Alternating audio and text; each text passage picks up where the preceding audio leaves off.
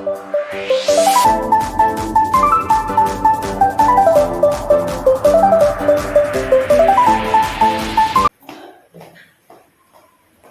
Allah Bapa kami yang di sorga, kami mengucap syukur karena Tuhan berkenan atas kami, dan kami mau bersama-sama ya Tuhan mendengarkan firman-Mu ya Tuhan. Kami buka hati dan pikiran kami, terangilah kami dengan Roh-Mu yang kudus ya Bapa. Penuhilah kami dengan firman-Mu.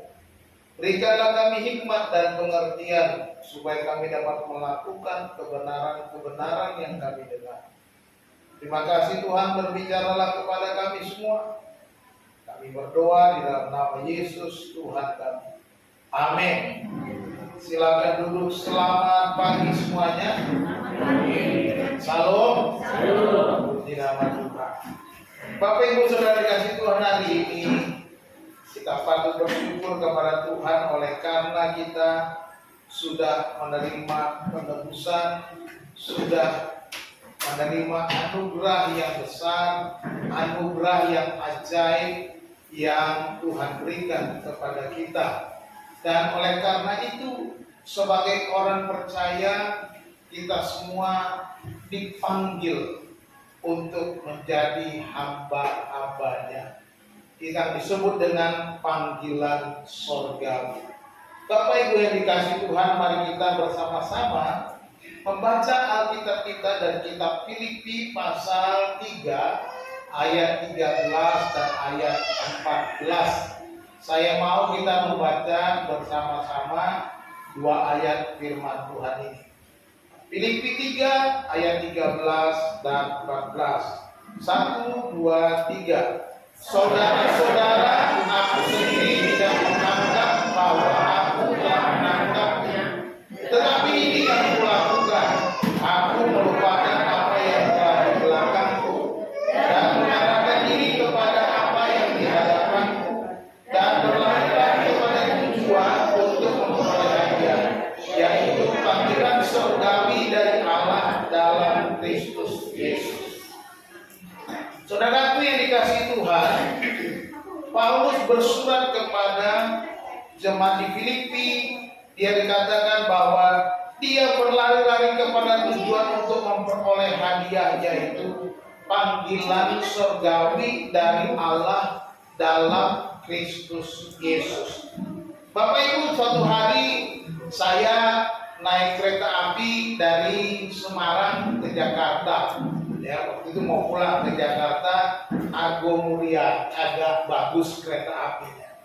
Ya, saya baru pertama kali naik kereta api yang agak bagus pada waktu itu, ya, dari Semarang. Ya.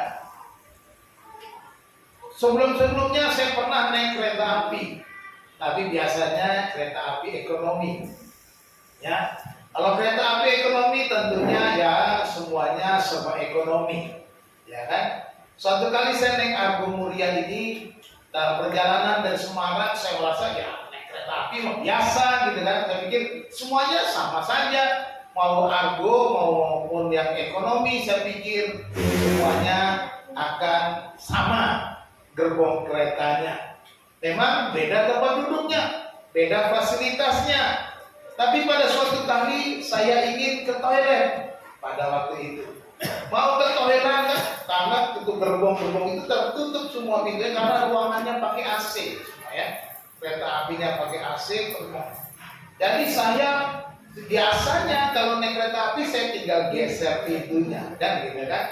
Jadi saya mau ke toilet, mau ke belakang, saya geser, nggak bisa kegeser. Ya, saya coba buka, bagaimana ini? Grogi juga saya, ya. Wah, nggak bisa ke toilet. Saya bingung semuanya. Saya nggak tahu bagaimana cara membuka pintu gerbong itu untuk pergi ke toilet. Akhirnya saya perhatikan baik-baik pintu itu.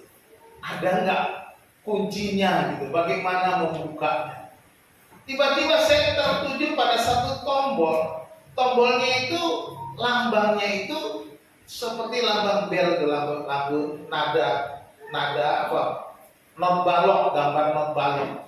Saya lihat itu, Lalu saya pencet, pintunya kebuka. Baru saya sadar, ternyata pintunya harus sistem pencet, ya kan? Udah kayak pakai alfa, alfa atau kopi dipencet pintunya geser. Nah, saudara-saudara, dari situ saya merasa bahwa pengalaman saya tidak memadai sebagai seorang yang biasa naik kereta api, apalagi waktu zaman kuliah. Zaman dulu, zaman waktu masih kuliah, naik kereta apinya empet-empetan, sesak-desak-desakan, tidurnya di lantai. Siapa yang duluan naik, dia yang dapat bangku. Tidur di lantai. Biasanya bawa koran untuk tidur di lantai kereta api. Tapi sekarang kereta ekonomi tidak ada lagi yang begitu. Ya, ketika mengambil waktu seperti pengalaman sudah berapa kali, tapi baru kali ini saya merasa naik kereta api Argo itu unik. Saya pernah naik Parahyangan ke Bandung, tidak seperti itu, tidak bingung-bingung. Tapi baru kali ini saya belum coba kereta cepat. Nanti kapan-kapan kita jalan-jalan ke Bandung, coba kereta cepat. Ya, mumpung harganya masih murah, 300.000 sampai di Bandung, 3 jam nyampe Bandung, cus katanya, wush gitu ya.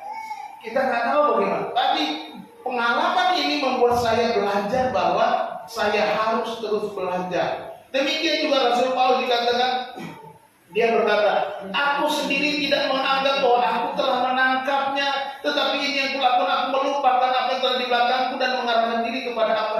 Dia menceritakan kepada jemaat di Filipi bahwa dia belum sempurna, belum tahu apa, masih banyak kekurangannya. Dia terus berusaha untuk mencapai panggilan surgawinya.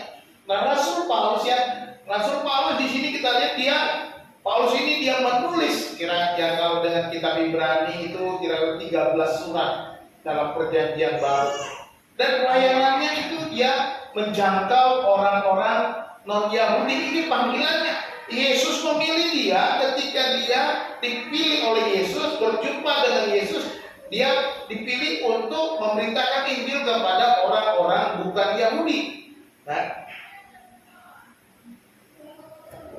dan dia pergi ke kota Filipi. Ketika dia melayani ke Filipi, dia perjalanan ada 3 perjalanan misi Rasul Paulus. Perjalanan misi kedua, dia pergi ke Filipi dan memberikan jemaat di Filipi. Ya kan? Nah, saudara-saudara, ini Rasul Paulus. Dia dipanggil oleh Tuhan supaya menjangkau orang-orang bukan dia, panggilan surgawi yang dia terima dari Tuhan. Nah, surat ini ditujukan supaya sekitar tahun 62 sampai tahun 63 ini ditulis ya oleh Rasul Paulus. Dia menulis surat itu di kota Roma, dan surat itu dibawa oleh seorang yang teman pelayanan Rasul Paulus, namanya Epafroditus atau Epafras. Dia membawa surat itu kepada gereja di Filipi. Ya, untuk apa? Pertama, Paulus ingin berterima kasih. Kalau kita membaca surat ini, dia berterima kasih oleh karena gereja di Filipi berulang kali membantu dia dalam pelayanannya, menyumbang, ya, berdonasi dalam pelayanan pekerjaan Tuhan yang dilakukan oleh Rasul Paulus. Dan yang kedua, dia ingin memberi kabar tentang keadaannya di penjara. Kalau kita membaca pasal 1, dia menceritakan bagaimana keadaannya di penjara. Dia di penjara, tetapi juga dia memberitakan Injil. Bahkan seisi penjara menerima atau mendengar Injil Yesus Kristus. Dan juga selain itu, dia mendorong orang-orang di Filipi supaya mereka meneladani Tuhan Yesus. Sebagaimana kalau kita baca pasal 2, dia mendorong supaya Kristus itu menjadi teladan, menjadi contoh kerendahan hatinya, bagaimana Yesus Kristus merendahkan diri sampai taat di kaisar, hendaklah kita juga harus begitu. Nah, Bapak yang dikasihi Tuhan, kalau kita melihat pasal 12, di sini dikatakan ayat 12, ini dikatakan oleh Rasul Paulus ayat sebelumnya ya, dari 13. Dikatakan, bukan seolah-olah aku telah memperoleh hal ini atau telah sempurna, melainkan aku mengejarnya, kalau aku dapat juga menangkapnya, karena aku pun telah ditangkap oleh Kristus. Dengan ayat ini dia mengatakan supaya kita juga sebagai orang percaya mempunyai panggilan surgawi yang sama. Sebagaimana dia berterima kasih dan menyatakan, ikutilah teladan Yesus dan aku dipanggil supaya memberitakan Injil dan aku berterima kasih. Kalian selama ini ikut berpartisipasi di dalam pemberitaan Injil itu. Marilah kita sekarang semua berusaha dengan baik mencapai panggilan surgawi. Dan aku belum sempurna, aku belum apa-apa, tetapi aku mau melakukannya dengan sungguh-sungguh. Nah, kita akan melihat bagaimanakah kita bisa, ini ada 3 langkah untuk mencapai panggilan surgawi itu. Di dalam ayat 13-14 ini kita belajar ada 3 langkah penting yang harus kita buat. Yang pertama, kita harus melupakan masa lalu kita. Ya, kenapa bukan masa lalu? Artinya begini. Kita tahu Rasul Paulus, ya, kita tahu dia siapa. Dia seorang pembunuh. Dia dipanggil Allah, tapi dia mau supaya beban masa lalu ini dia tinggalkan. Apapun keadaanmu, siapapun engkau, latar belakangmu dulu mungkin jahat, latar belakangmu mungkin dulu tidak baik, atau latar belakangmu tidak berpendidikan dan sebagainya. Lupakan itu. Kalau engkau mau mencapai panggilan surgawi, jangan merasa tidak layak atau tidak mampu atau tidak bisa. Lupakan dulu semuanya itu. Apalagi kalau kita sorry. Kalau kita lihat itu, next, hilang. Nah, kita lihat ini bahwa kita tahu dalam Ibrani pasal 12 ayat 1 dikatakan apa?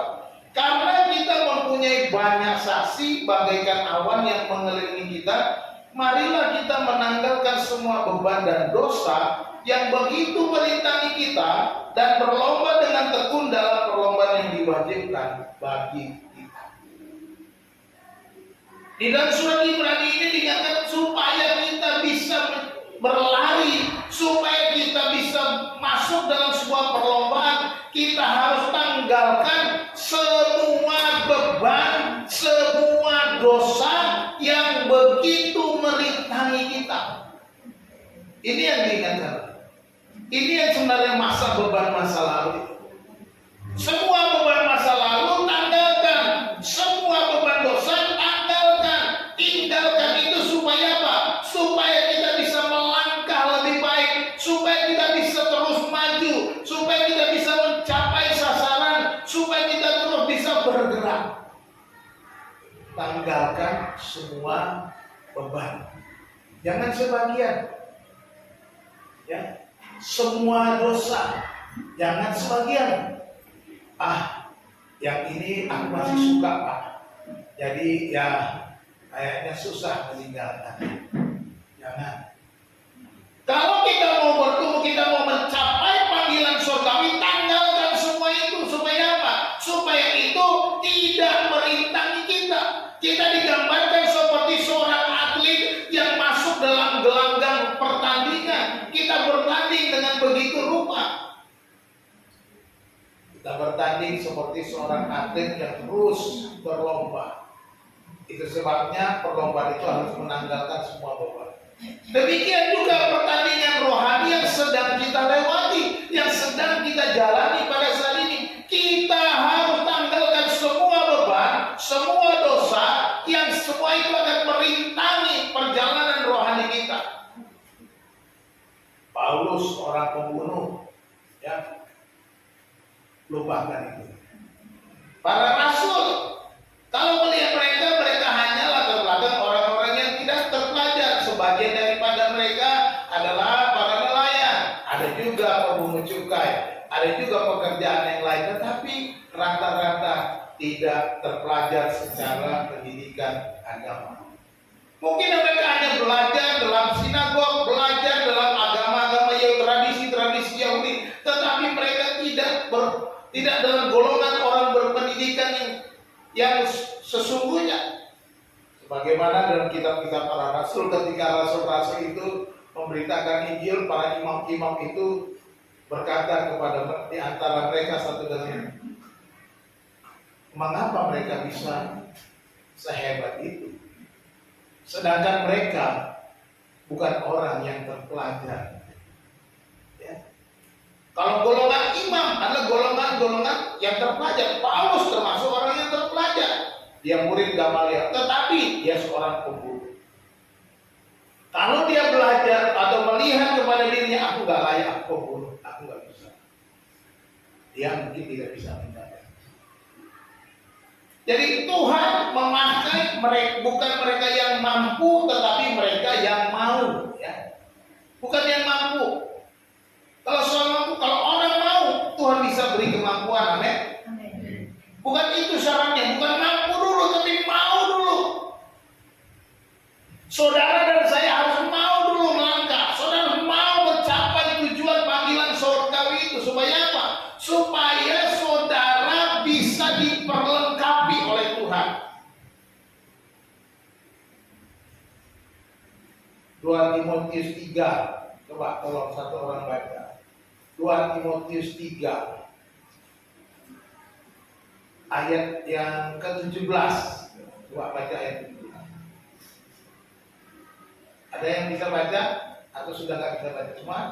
2 Timotius 3 ayat 17. Dengan demikian, tiap-tiap manusia kepunyaan Allah diperlengkapi untuk setiap perbuatan baik. Amin. Ya. Dengan demikian, tiap-tiap manusia kepunyaan Allah, dia akan diperlengkapi. Ya jelas sekali. Yang penting mau dulu. Setiap orang yang mau akan diperlengkapi oleh Tuhan. Ya. Tuhan sudah siap. Demikian juga Efesus pasal 2 ayat yang ke-10.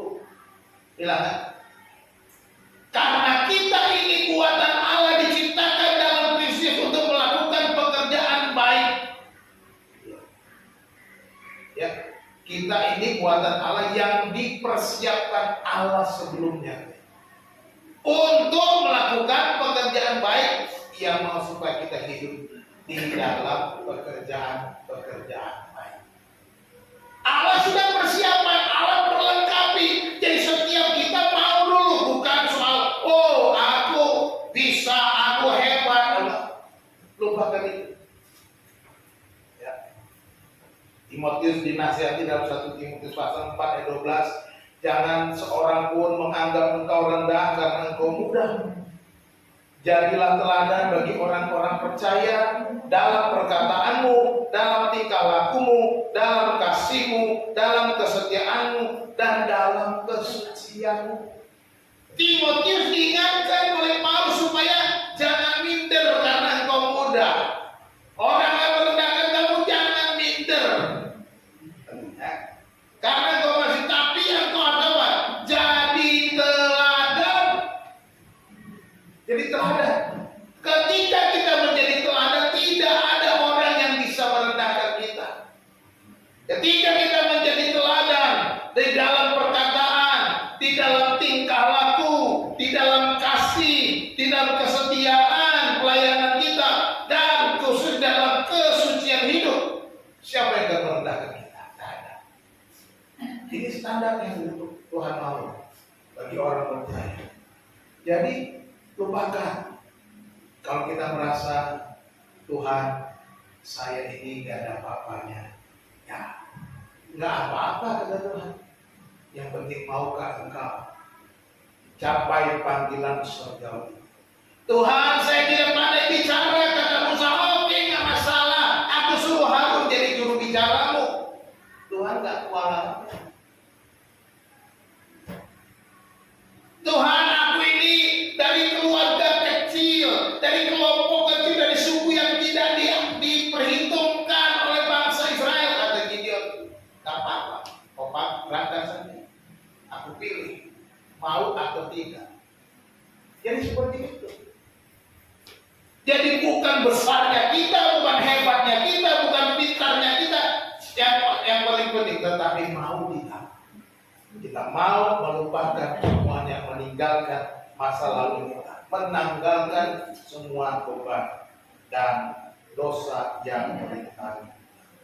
Yang kedua, yaitu memiliki tujuan yang jelas. Dikatakan di sana di dalam ayat ini, ya, tetapi ini yang aku lakukan, aku melupakan apa yang hadapan dan berlari lagi kepada tujuan. Jelas itu, berlari kepada tujuan. Ini yang terjadi, kita harus punya fokus yang jelas, punya fokus yang khusus, punya fokus yang jelas, tertentu di dalam hidup kita. Fokus kita kepada panggilan surgawi ini. Ilustrasinya itu seperti kacamata kuda, gitu ya. Artinya kita harus, kalau kuda dikasih kacamata itu supaya dia nggak ngelirik ada cewek cantik lewat, enggak ya. Kuda nggak ngelirik cewek cantik ya. Dia kasih kacamata supaya larinya benar, gitu ya. Dan kacamata kuda, ya, ditutup matanya samping supaya nggak ngelirik. Saya kira seorang percaya juga harus punya kacamata kuda, ya, kacamata kuda supaya kita punya tujuan yang jelas, supaya kita mengarahkan diri kepada apa yang ada di hadapan kita, bukan melihat ke kiri dan ke kanan. Kalau kita lihat kiri dan kanan, ada banyak tantangan, ada banyak pergumulan, ada banyak penyesatan, ada banyak kekacauan, ada banyak tarikan-tarikan yang buat kita jatuh, ada banyak persoalan yang buat kita mulai bergumul lagi. Akhirnya kita nggak fokus kepada tujuan kita. Semua itu akan kita jalani. Tantangan akan terjadi. Persoalan, tapi apakah kita terus fokus kepada panggilan itu menjadi penting. Jangan pernah dipengaruhi oleh berbagai macam tarikan-tarikan dari samping kiri kanan dari mana-mana. Itu sebabnya Tuhan berkata kepada Yosua, apa dia bilang? Janganlah menyimpang ke kanan atau ke kiri. Teguhkanlah hatimu. Kita pun juga begitu. Jangan kita menyimpang ke kanan dan ke kiri. Arahkan matamu kepada apa yang ada di hadapan untuk mencapai tujuan. Ini yang Paulus lakukan.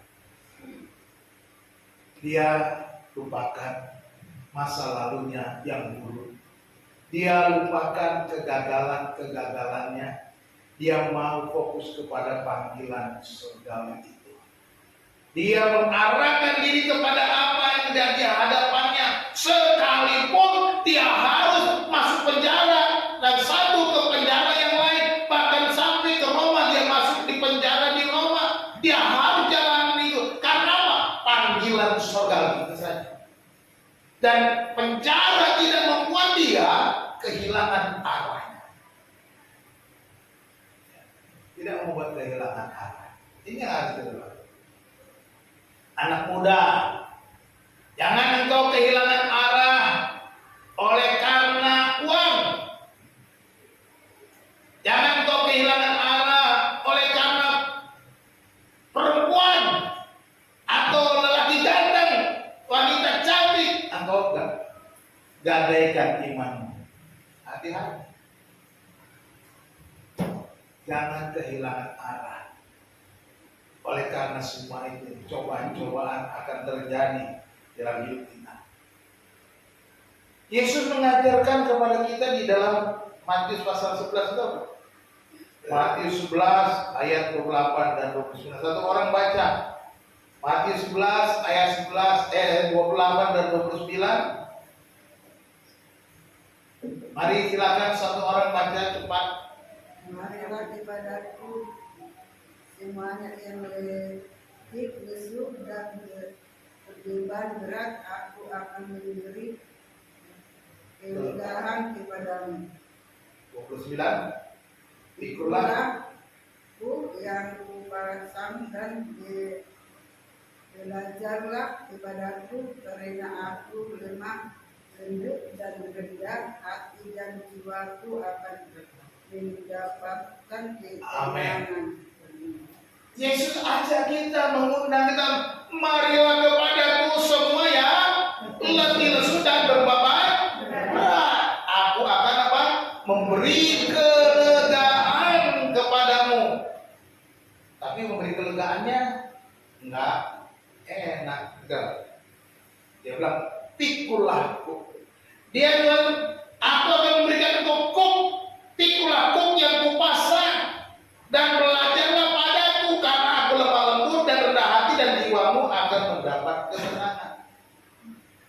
Kuk dipasang seperti kerbau. Kalau di sawah itu dikasih ganda di kepala, di leher kepalanya itu supaya dia bisa kerja, diarahkan oleh Pak Tani. Yesus mau supaya kita juga punya kuk yang dipasang. Tapi kuk yang dipasang Yesus itu enak. Kalau kita baca ayat selanjutnya, kuk yang kupasang itu enak. Kalau kita mau menerima kelegaan, mau menerima kemenangan, menerima kelepasan, menerima ketenangan, dan jiwamu akan mendapat ketenangan, pikulah kuk yang kupasang. Yesus memasang kita sebuah kuk. Tapi kadang-kadang kita nggak mau pakai kuk itu. Kadang-kadang orang percaya lebih suka bebas dari kuk itu. Padahal justru di balik kuk itulah Yesus memberikan ketenangan, Yesus memberikan kelegaan, Yesus memberikan kelepasan. Tetapi banyak kali orang Kristen tidak mau memikul kuk yang dipasang oleh Yesus. Kuk itu seolah-olah mengatur, mengikat, membatasi. Ya, memang itu membatasi. Membatasi supaya kita tidak jatuh ke dalam berbagai-bagai pencobaan. Membatasi supaya kita hidup dalam kemenangan. Membatasi supaya kita hidup di dalam kelegaan, kelepasan. Tidak bergantung kepada diri kita sendiri. Supaya apa? Supaya hidup kita dituntun dan dipimpin, diarahkan, dikendalikan oleh kuasa Kristus sendiri melalui Roh Kudus. Itu yang dilakukan. Seringkali kita nggak mau. Kita lebih senang bebas merdeka, betul-betul merdeka tanpa Tuhan. Hidup suka-suka kita. Tetapi kita belajar kalau kita mau fokus kepada tujuan kita, harus mau pakai kacamata kuda, harus mau pakai pikul kuk, kata Tuhan Yesus. Ya, seorang atlet yang baik, dia pasti fokus kepada tujuannya. Kita digambarkan di dalam Alkitab kita juga sebagai seorang atlet, seorang olahragawan. Ya, karena kita bertanding terus-menerus setiap hari. Tidak ada kita yang tidak bertanding. Dari mulai bangun tidur sampai tidur lagi bertanding terus. Tidak ada yang tidak bertanding. Dan kita harus berjuang, kita harus bertanding, kita harus dan tujuan kita harus menang. Amin. Kunci yang kedua adalah memiliki tujuan yang jelas. Kunci yang ketiga harus berjuang dengan segenap hati. Perhatikan itu kata berlari-lari kepada tujuan untuk memperoleh hadiah. Jangan berleha-leha. Jangan bersantai-santai. Jangan duduk manis saja, kata Paulus. Aku tidak duduk manis. Di dalam perjuangan ini aku terus berlari. Lari lebih kencang, lebih cepat daripada orang lain. Ini yang dilakukan. Berlari-lari kepada tujuan untuk memperoleh hadiah, yaitu panggilan surgawi dari Allah dalam Kristus Yesus. Jadi kata berlari-lari menunjukkan bahwa mencapai panggilan surgawi harus ada usaha yang keras, ada perjuangan, ada usaha yang tekun, ada ketekunan untuk mencapai, ada tekad yang bulat, ada niat yang tulus, ada niat yang besar, ada semangat yang luar biasa, semangat menggebu-gebu. Jangan sampai kita lemah. Jangan sampai kita lalai. Ketika berlari, tiba-tiba ada tukang es krim lewat. Mas, beli es krim dulu, mas. Dan gimana tuh atletnya? Dia haus minum es krim dulu. Orang udah lari duluan. Bagaimana mau menang? Ya kan? Mas, capek mas. Berhenti dulu mas, istirahat dulu mas. Ngopi sih. Ngopi mas, ngopi. Yo, ngopi sih. Bagaimana kita mau menang? Lagi lomba kok mau fisik. Ya kan? Kita harus terus berlari. Ada usaha. Ada perjuangan. Kalau kita bertanya, Tuhan adalah sumber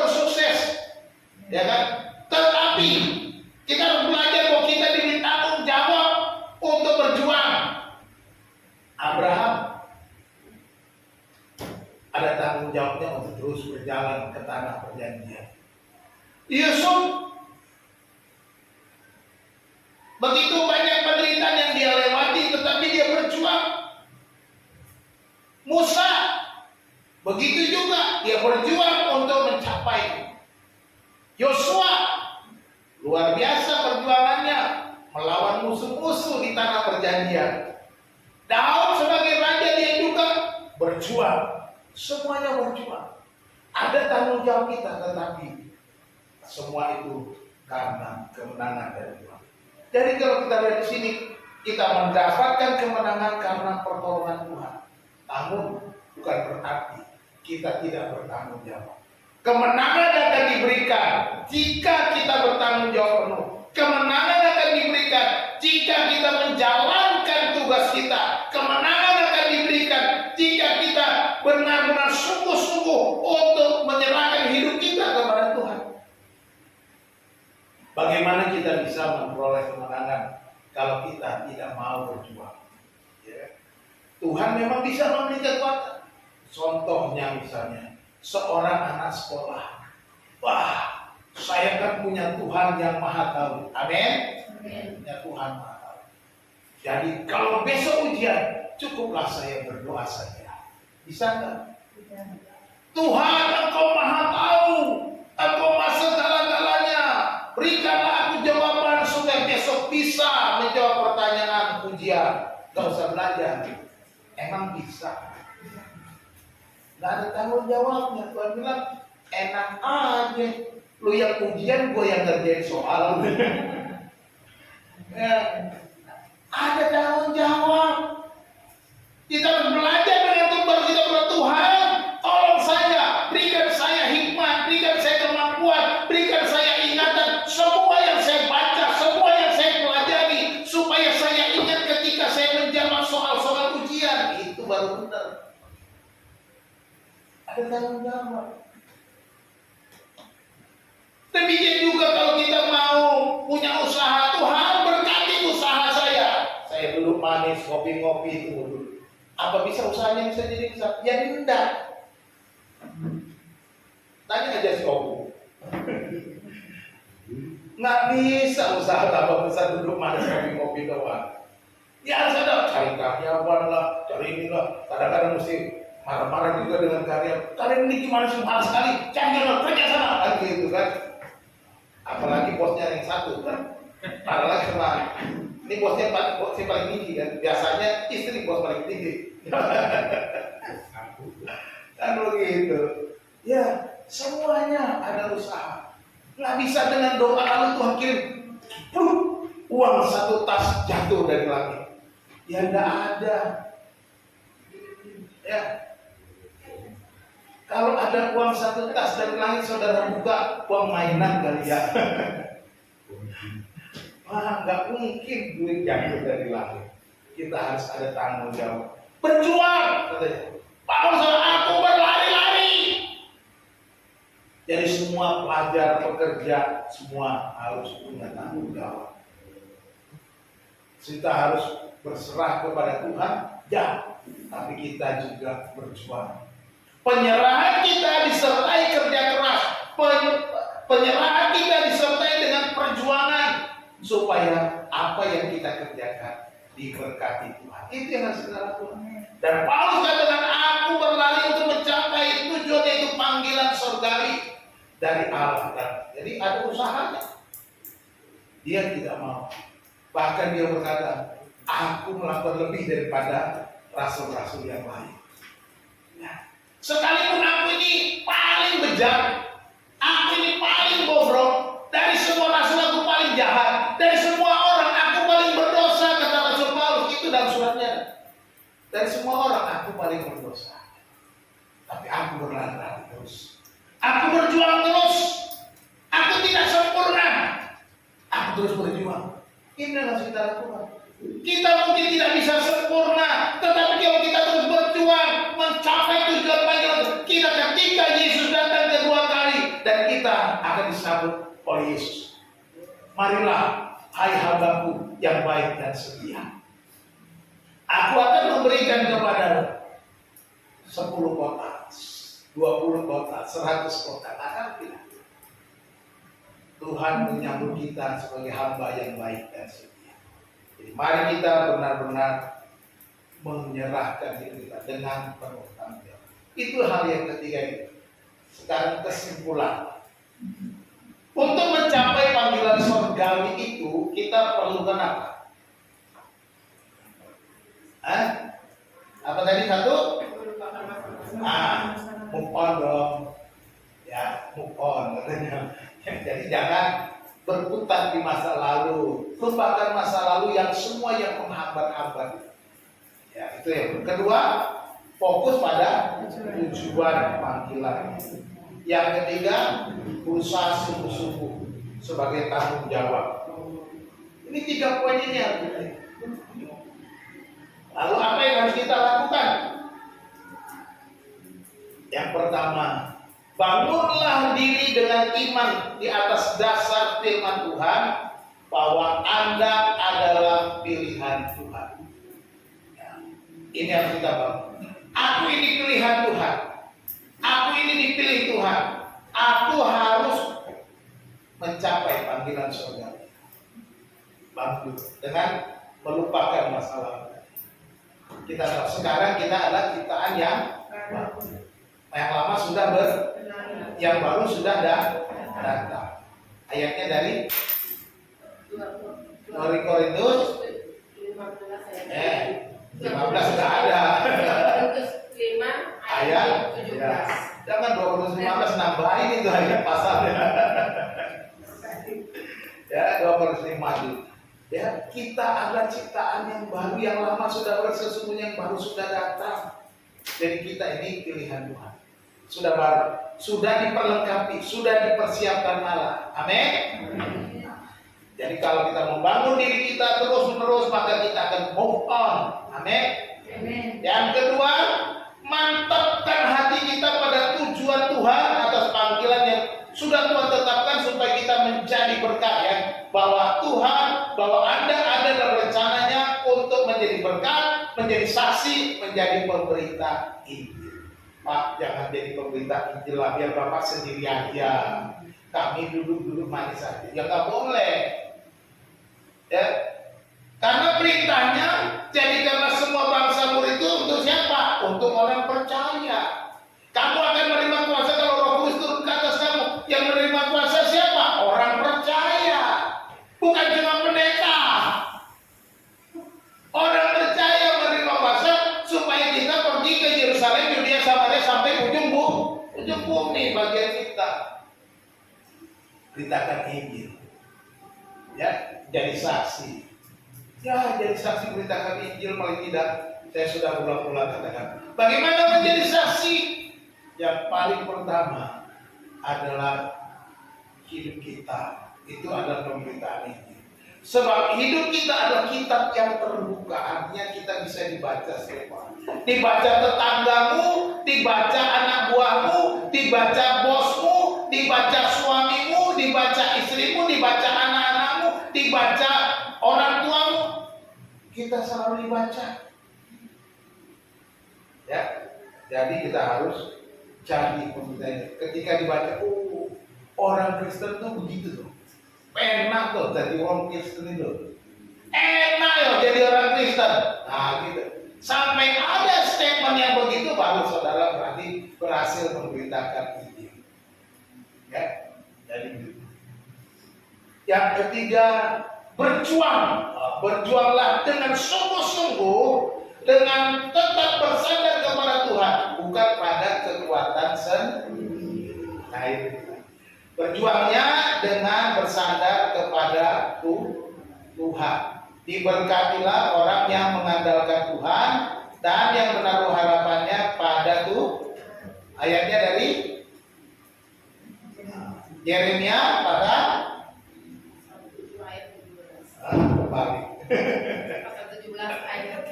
Ya, jadi ya kita harus ingat ayat-ayat firman Tuhan, ya. Jadi kita berjuang dengan kekuatan Tuhan, jangan dengan kekuatan sendiri. Tuhan Yesus memberkati kita berdoa. Bapa di surga, Kami bersyukur, berterima kasih untuk kasih setiamu atas panggilan yang kau berikan kepada kami. Tuhan, kami menyerahkan hidup kami di dalam tangan Tuhan, agar kami boleh mencapai panggilan surgawi dengan terus-menerus. Kami boleh menanggalkan semua beban dosa yang merintangi kami. Kami mengarahkan diri kepada apa yang ada di hadapan, yaitu tujuan yang kau berikan kepada kami. Dan kami terus berlari-lari berjuang untuk mencapainya. Sampai Engkau datang yang kedua kali ya Bapa. Terima kasih Tuhan atas firman Tuhan yang sudah kami baca, yang kami renungkan. Biarlah firman Tuhan ini mendorong kami hidup dalam kebenaran dan mencapai panggilan surgawi. Terima kasih Bapa Surgawi, kami mengucap syukur di dalam nama Tuhan Yesus Kristus. Amin.